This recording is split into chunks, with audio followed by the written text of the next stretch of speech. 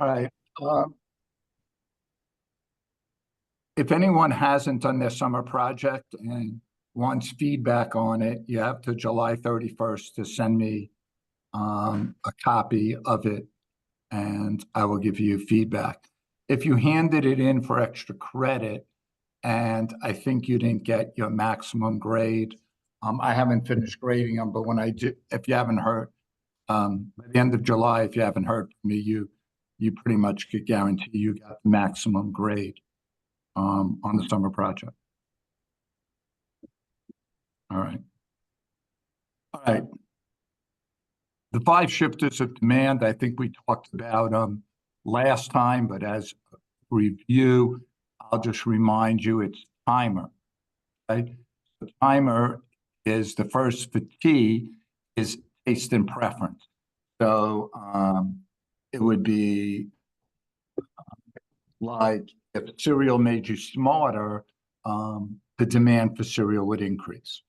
The second is income. If income increases, demand increases. People have more money, they have more purchasing power. And we'll talk a little more about income in a second. Market size. Market size, as market size grows, there's more people to buy your product. Therefore, the demand for the product could increase. And then expectations. So expectations could be, I know buying cars are going to go up 10% next month. So the demand for cars increases today. And the last one is related goods, which are substitutes and complements, which I'll talk about. So taste, income, market size, expectations, related good. Those five things are the only things that shift the demand curve. Notice a change in price did not shift the curve. So if we're talking about hamburgers, if the price of hamburgers increase or decrease, that slides up and down the demand curve, but the whole demand curve doesn't shift. Okay, so there it is: taste, income, market size, expectation, related goods, timer. The only things that shift the demand curve. All right. Now, I'm going to talk a little more about income and related goods in the next slides. All right. So the demand curve for one good is affected by the change in price of another. So I just said change of price doesn't affect. So if we're talking about hamburgers, the change in price of hamburgers doesn't shift the demand curve, but the change in price of a substitute like hot dogs might affect the demand for hamburgers. So the first thing is the substitutes are goods used in place of one another. Think Coke and Pepsi. So if we're thinking Coke, the change in price of Coke is not going to shift the demand curve for Coke. However, if the price of Pepsi goes up, people are going to buy less Pepsi and demand more Coke. So that's a substitute, okay? Are goods used in place of one another. If the price of one increases, the demand for the other will increase.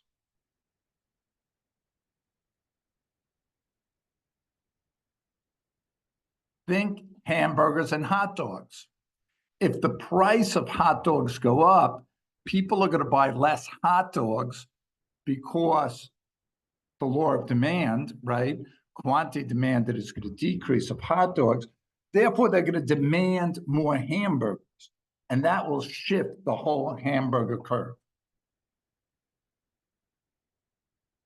The second related goods are complements. And here my example is the price of Pepsi falls. What's going to happen? People are going to buy more Pepsi. So therefore, the demand for Coke, noticing the price of, we're talking about the Coke market here, the price of Coca-Cola is not changing. The substitute is changing, and that's decreasing the demand for Coke. Second thing are complements. Those are two goods that are used together. Think hot dogs and hot dog buns. All right. Now, if the price of hot dogs go up, people are going to buy less hot dogs. Therefore, the demand for hot dog buns will decrease. Okay. So here, for the complements, there's an inverse relationship. If the price of one increases, the demand for the other will fall. Okay. So this is the R in time. You have substitutes, and they have a direct relationship. If the price of one goes up, the demand for the other increases. And complements, inverse relationship. The price of one goes up, the demand for the other goes down. Now, again, why is that? Because if the price of hot dog buns go up, people buy less hot dog buns, therefore they're going to demand less hot dogs. Yeah. Anyone have any questions on the related goods? You could either turn on your mic or drop it in the chat, whichever you prefer.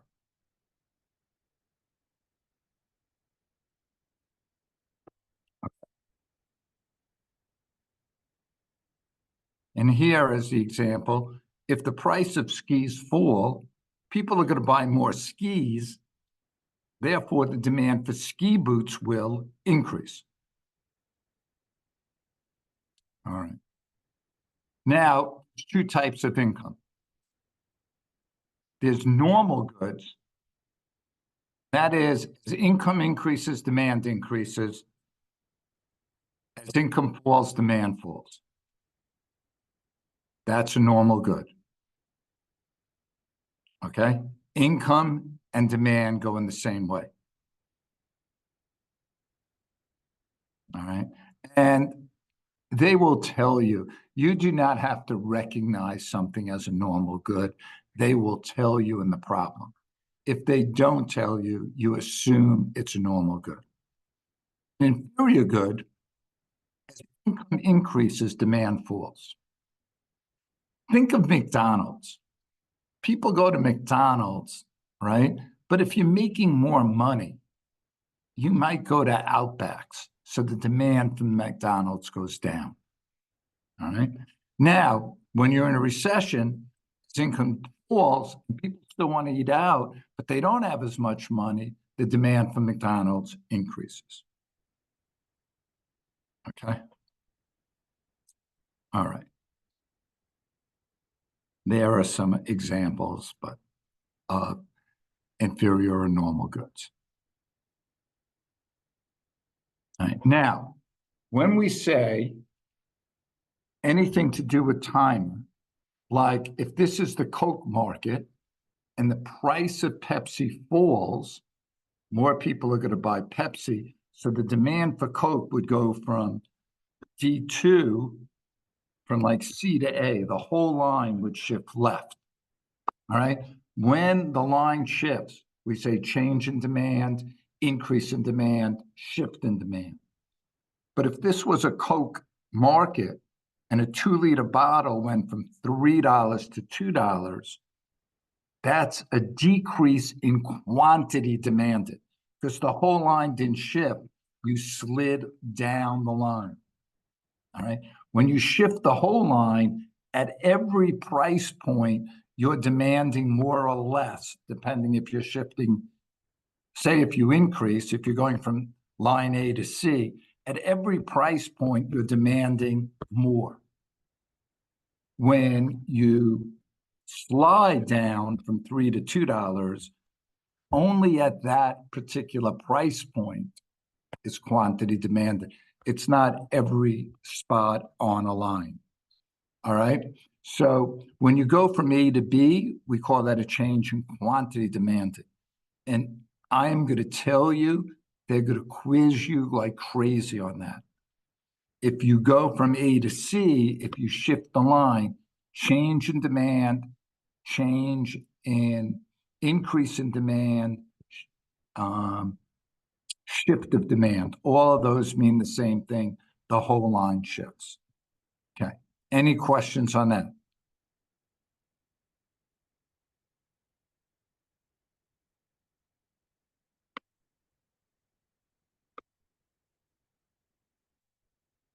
Okay.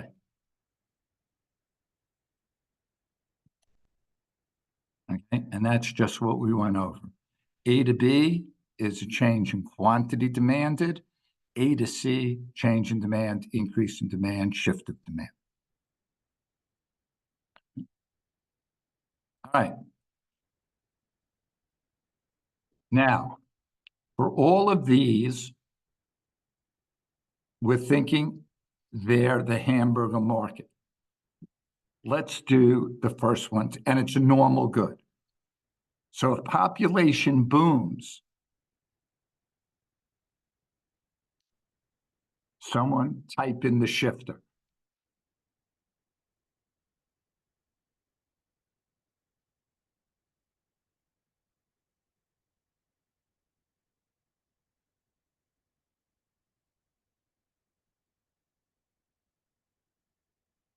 Population boom. What's the timer shifter?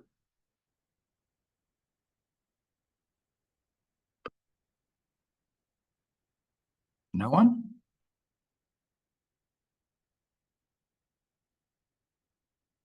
Okay, it is going to increase. The shifter would be market size. All right. So what I'd want you to do for the first one is the determinant or the shifter is market size. And then the second thing would be the increase. Okay. All right. I'm going to give you like four, say, four kind of minutes. Could you do 2 through 8 on your own? The first thing you want to do is what a timer causes the shift. The second thing you want to do is does it increase or decrease? So is the curve shifting from A to C, which is right, or C to A, which is a decrease? Okay. All right. I'll give you like 3 or 4 minutes to do it, and then I'll get back to you.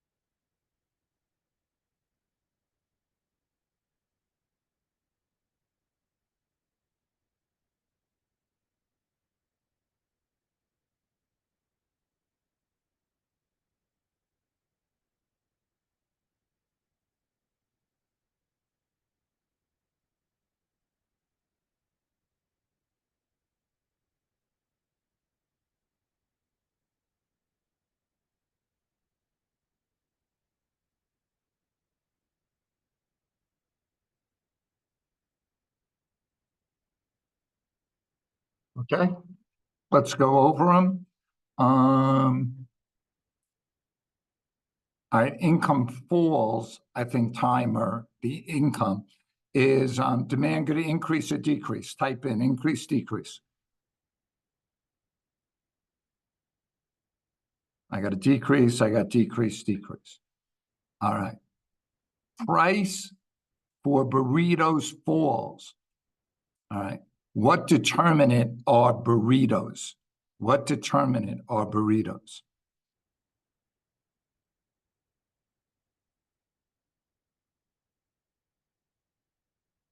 Okay, I got a substitute good, which is correct. Therefore, what's going to happen to the demand for hamburgers? Increase or decrease? Demand for hamburgers. I think I saw all decreases, and that's correct.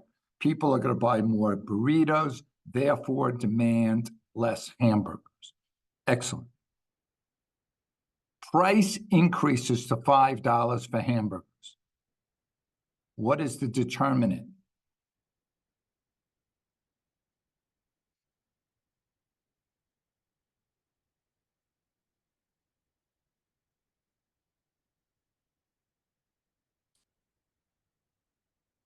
Okay, price is not a determinant.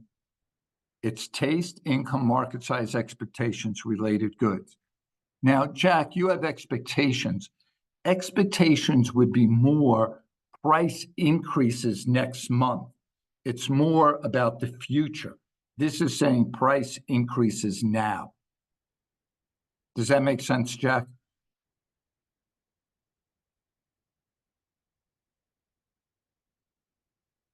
Okay. There is no determinant. This is a change in quantity demanded. You would slide up, right? You go from 2, say, to B, to like past 3 and up the curve. It would not shift the curve. So there is no shift, no determinant. All right. Price does not shift the curve. All right. Number 5, new health craze, no ground beef. Determinant. Okay, taste and preference, increase, decrease. Okay, decrease. Hamburgers announce, hamburger restaurants announce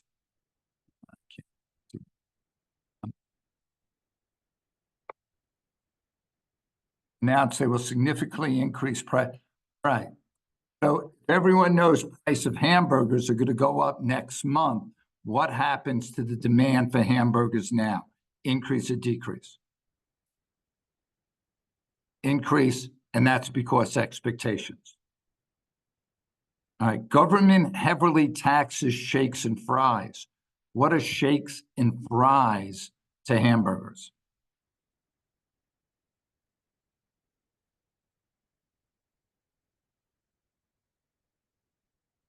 I would say complements, not substitutes. You don't say instead of a hamburger, I'll have a shake. You'll have a shake with, and usually fries with. All right. So if the price of shakes and fries are quadrupling, what's going to happen to the demand for hamburgers?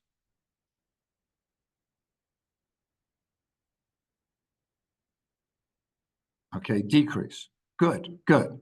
Because people are going to buy less shakes and fries, therefore less hamburgers. Restaurant lowers price of burgers to 50 cents. Will demand change? No change, just a change in quantity demanded. It would slide down the curve. Okay.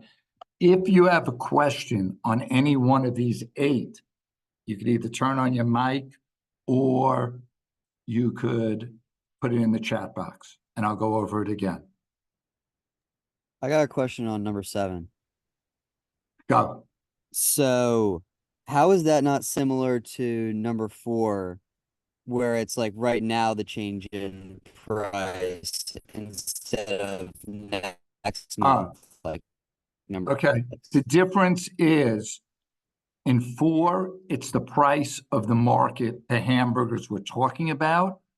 In 7, it's price of other goods, complements. Does that make sense, Jack?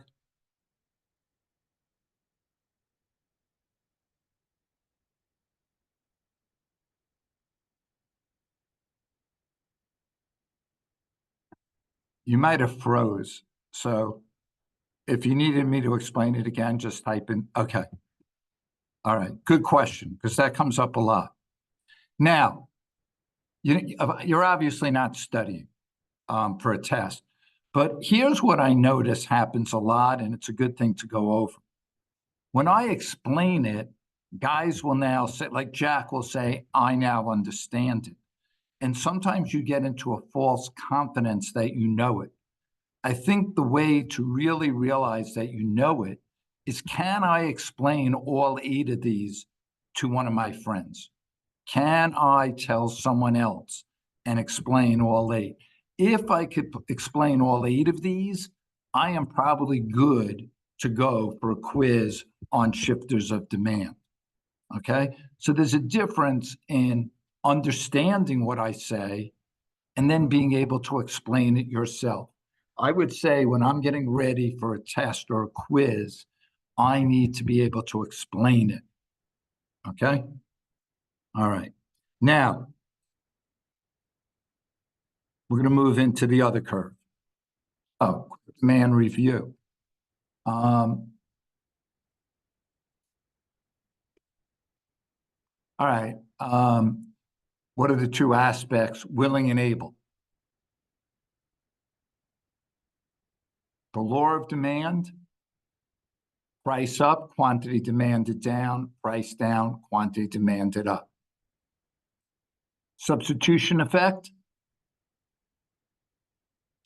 the price of one good goes up, people are going to buy the other good. Price of Coke goes up, people are going to buy Pepsi. Price of Coke goes down, people are going to buy more Coke and less Pepsi. Income effect, Coke goes from $1 to $2. Your purchasing power. So at $1, if you have 10, you could buy 10 Cokes. At $2, you can only buy 5. So when price goes up, purchasing effect goes down. Give an example of the law of diminishing marginal utility. Right now I'm hungry. I might pay $2 for a donut. The second donut, I'll still be hungry, $2. The third donut, nah, it's not going to be as good. I'm kind of full. So the marginal benefit will decrease. Okay. The difference between change of quantity demand and demand. Quantity demand, it slides up and down the curve. While a shift in demand, the whole curve moves either increase or decrease. Shift in demand could only be done through taste, income, market size, expectations, related goods. That's also number 9. And could someone write 2 of the shifters of the production possibilities curve? Just type in, if you know 1, that's fine, and we'll eventually get to 2 of the 4.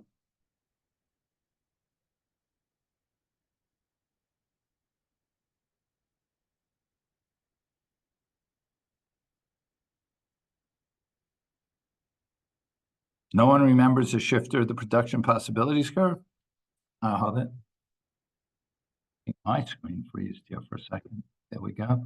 Change in resource, change in technology, change in human capital, and then change in capital stock. Okay. So you have change in quantity, quality of research, change in quantity, quality of resource, change in technology, change in capital stock, and change in human resources.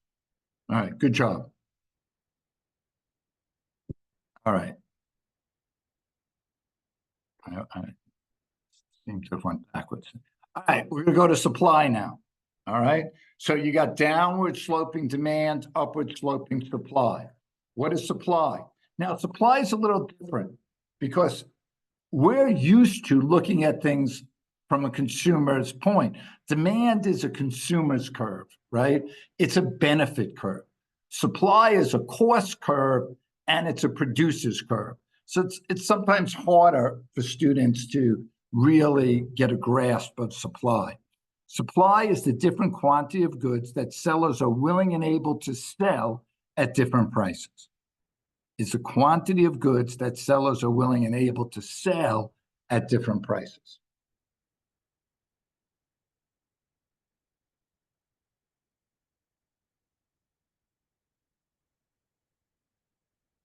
Now, if price goes up, a producer's going to want to supply more or less product. What do you guys think? If price goes up, our producers, forget about are people going to want to buy it, our producers going to want to sell more or less product?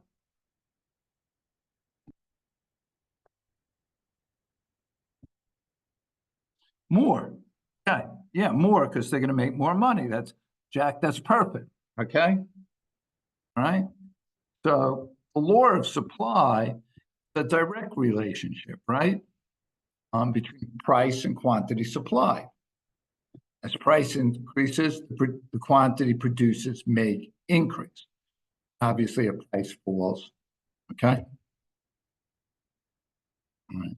Because at higher prices, the producer has incentive to produce more because they'll make more money. And I'll leave that there in case people are not using the outline and they want to jot something down. I'll just leave that there for a minute. So the law of supply, a direct relationship. Supply is upward sloping, demand is downward sloping. Supply is a producer cost curve, demand is a consumer benefit curve. Okay. All right, so there is your supply curve, upward sloping. You could just put an S. There's the price of cereal. P and Q, you don't have to write price. And quantity, you could just write P and Q, upward sloping. And it's just taken off the supply schedule. Okay. And notice as price goes up, quantity supplied, because we're sliding up and down the line, and quantity supplied increases. All right.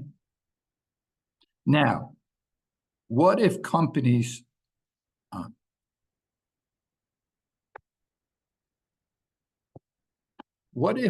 start? So now, say we have 50 more companies making cereal. What's going to happen to the supply of cereal in the total marketplace? Not the supply of each company, but the supply of cereal for the whole market. Is it going to increase or decrease? What do you guys think?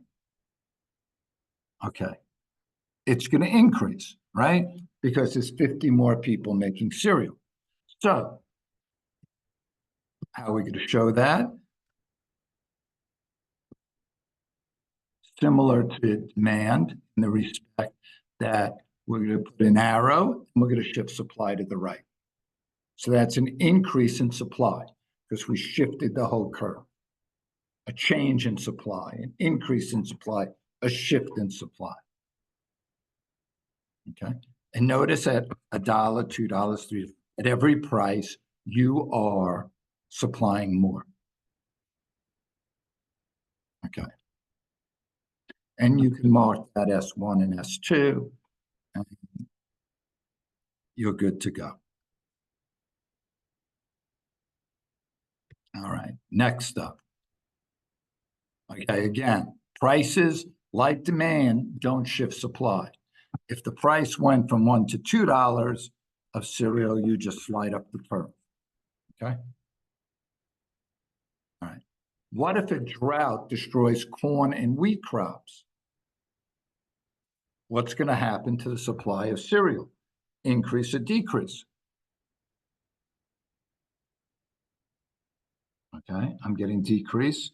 Right, because you need corn and wheat to make cereal. Now, every point, now I'm going to take an arrow. I'm going to go left. Notice at every price, I'm now supplying less. That's a change in supply, a shift in supply, a decrease in supply. Okay. That's my label, and I'm good. Okay, there's just less cereal produced at every price. All right. Now, what would happen if cereal companies find a quicker way to make cereal? Better technology to make cereal. Is it going to increase or decrease the supply?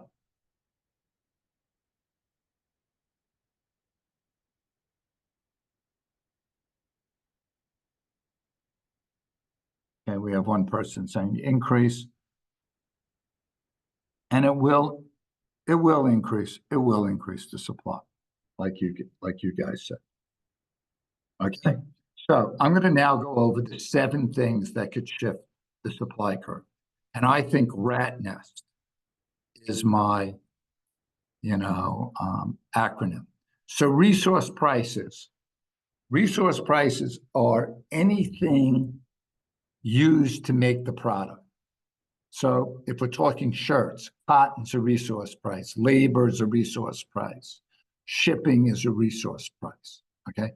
Anything used to make the shirt, all right? So the drought, wheat was a resource price for cereal. The A for rat nest is alternative production. I can make coats or hats in my factory. I'm going to make the one that makes me the most money. That's alternative production. The first T is technology. That was like cereal faster. And number of sellers. That's the first thing we did. If the number of sellers increase, number of sellers, not number of people in the market, that's a demand. Number of sellers increase, supply goes right. We'll get to subsidies. Expectations, kind of in a reverse role. If people know the supply of goods will, the price of goods will increase in the future, they're going to supply less now and more later because they're going to want to make more money. A subsidy is a government payment that supports business. But now, anytime you see a subsidy, you shift supply right.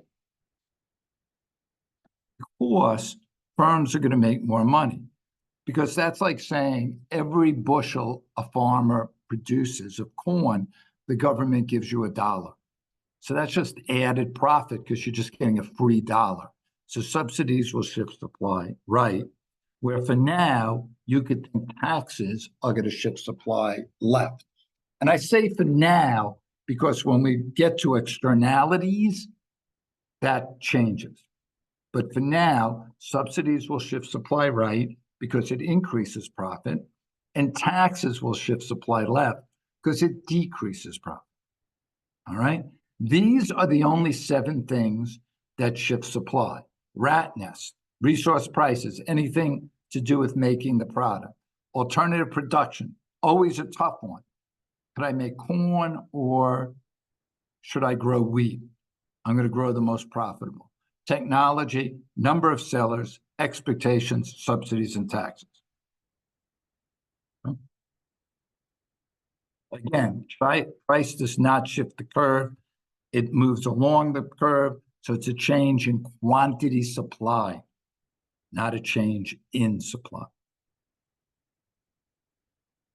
Okay.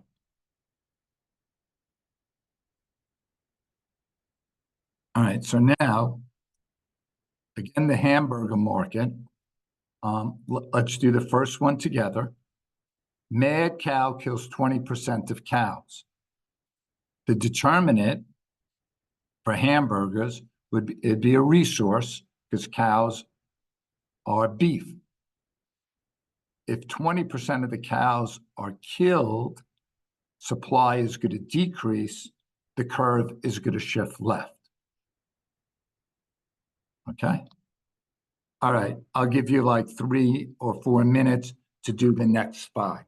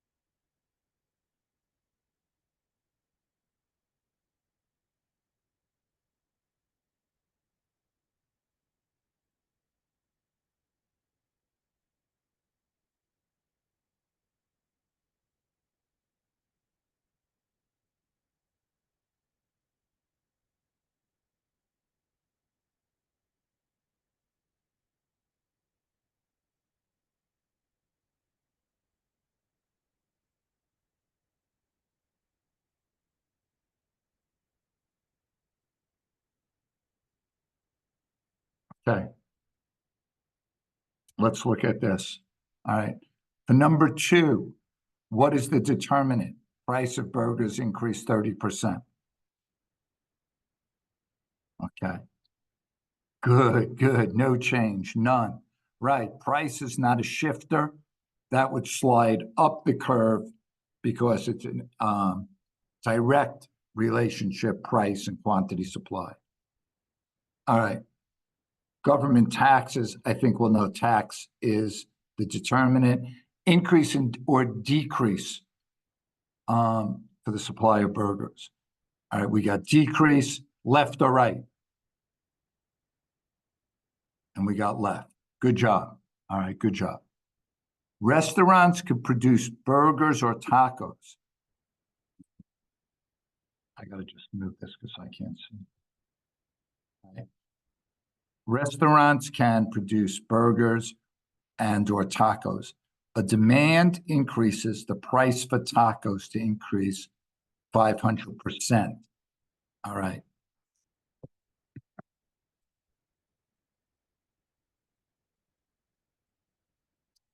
Okay, someone has alternative production. That's true. Okay, good. That's a good one. Those are hard to figure out. Is hamburgers going to increase or decrease? All right. People are writing decrease. All right. Now that's true, because if the price of tacos increased by 500%, I'd rather supply tacos and make more money. So therefore, the supply of hamburgers will decrease. Very good. New bun baking technology. All right, that's going to be technology for the determinant. Is it going to increase or decrease hamburgers?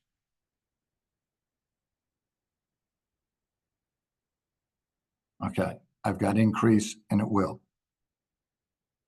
All right. Minimum wage. What is that going to be? What's the determinant?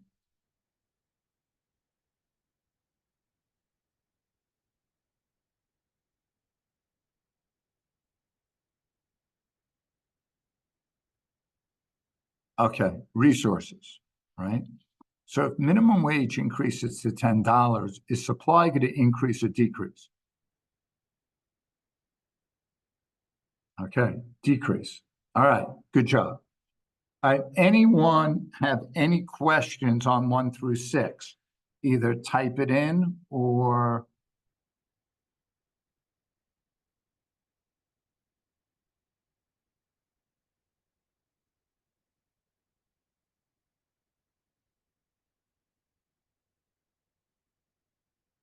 okay. Everyone's good? Oh, um, well, if suppliers know the price of cars, say, are going to go up next month, the supply of cars today would decrease because instead of trying to sell the cars today, they'd wait a month. Does that make sense?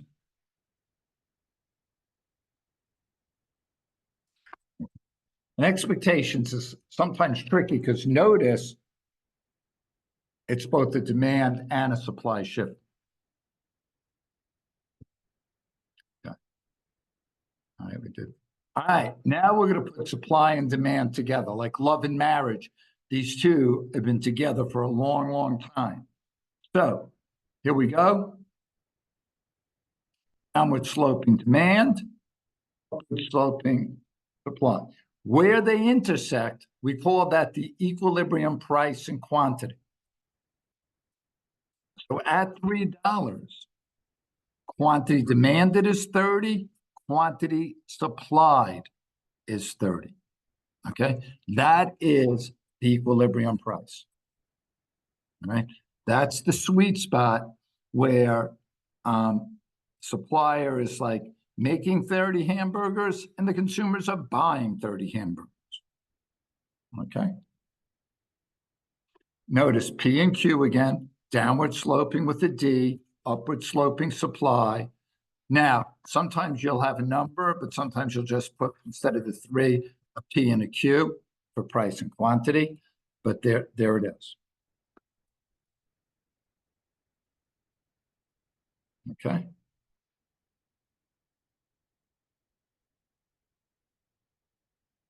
Okay. So the equilibrium price is quantity demanded equals quantity supply. Now, what if the price increases to $4? There we call a disequilibrium. Okay. Now, at $4, notice people are demanding, with a $4 intersects the demand curve, 20, say, hamburgers, and we're supplying 40. So we have at $4 what we call a surplus.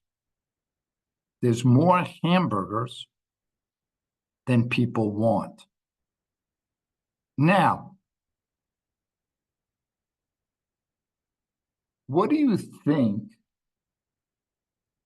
suppliers do when there's a surplus?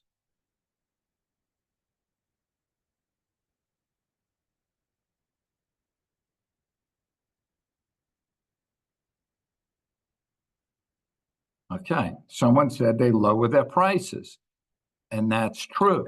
They're going to lower their price until they get to $3, and then they get to the equilibrium. All right, so at $4, you're going to have a surplus. Because that surplus is going to put pressure on the supplier to lower prices, so eventually you get to equilibrium. Okay, so anytime you're above the equilibrium, that disequilibrium will be a surplus. All right, because anything above the equilibrium, quantity supplied will always be greater than quantity demanded.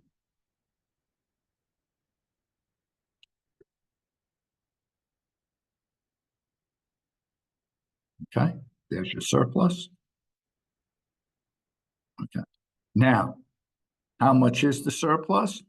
I go at $4 to supply, and that's 40. And then I go to QD, that's 20. 40 minus 20 gives me a surplus of 20. Okay. All right. Now, All right. Give everyone like 30 seconds. Don't type in an answer. I'm going to ask you how much the surplus is here.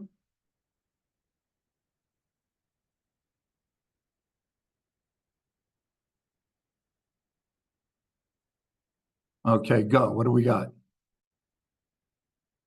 We got 40, okay? We're supplying 50, consumers only demanding 10, the surplus is 40. Eventually, prices will go down till we get to the equilibrium. All right.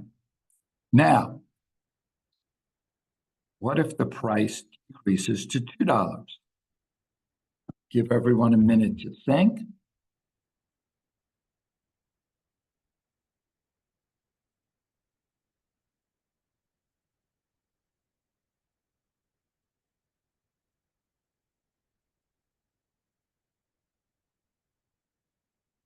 My first question is, are we going to have a shortage or a surplus here at $2? And we're going to have a shortage. People want, say, 50 hamburgers, and we only have 20. So the shortage is going to be 30. 50 minus 20 is 30. Now, if I have very few of things and a lot of people want them, what's going to happen to price?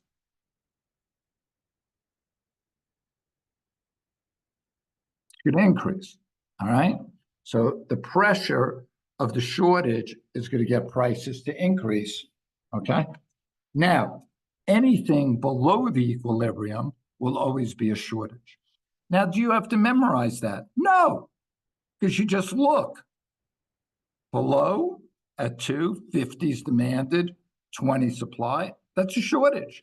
I don't have to memorize it. I could just use the graph. Okay.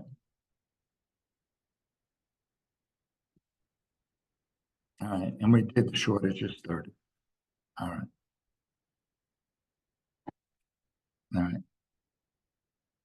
Give you like 30 seconds and then I'll ask you for the shortage here. Actually, I'll give you like 10 seconds.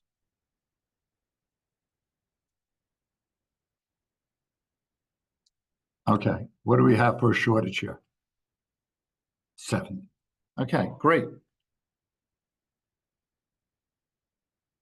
Okay. Now, this will be the last thing for the day. How do you shift supply and demand? Right? First thing is before the change, you do it. So what that means is before the change, you have that. Okay? Draw supply demand, you label the price and quantity. Change. First thing, is it rat nest? Is it time? Is it supply or demand? Okay. Did it increase or decrease? And then after the change, label new equilibrium, price increase or decrease, what happens to quantity? Okay. All right, I think I might have an example here. Okay. Okay. I didn't. I thought I had an example. All right. So let's just do this one. A price of sushi, a substitute increases. All right. So let me just move this. All right, I thought I had one. All right, so this is the hamburger market. And again, for whatever reason, it's really hard for me to draw on these. So supply, demand. I should have a P and a Q. All right. And then I'd have here P, and let's just call it P for P equilibrium. And then, so that's how you want to start. And then Q, E. Now, the price of sushi is substitute. Is that a demand or a supply shifter? Type in your answer. I got one person saying demand. Anyone else? Okay, it's demand, right? It's a related goods. All right. Now, if the price of sushi increases, how's that going to affect the demand for hamburgers? Is hamburgers going to increase or decrease?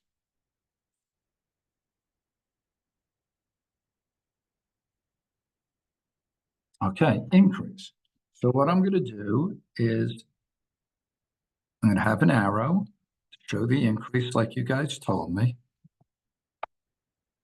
Okay. I'm going to then have another demand curve. And that's going to be T1 like we did. Okay. Now I've got a new equilibrium here. And I'm going to label that P1. I'm going to have new quantity supplied and demand. I'm going to label that Q1. Now, what happened to price from P to P1? Went up. An arrow to show price went up. What happened to quantity from QE to Q1? Went up. An arrow there to show that. Now I'm done. Had my before the change. You guys told me it was a demand shifter. And then I have after the change and what happened to price and quantity. Any questions on that?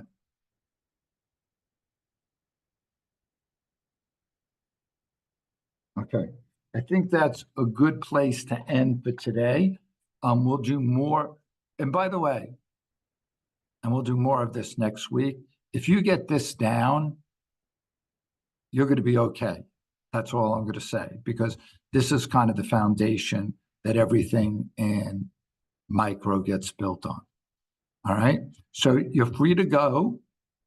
If you have any questions, you could flip on your mic or you could type them in either way, and I'll stay on for a minute or two to see does anyone have a question.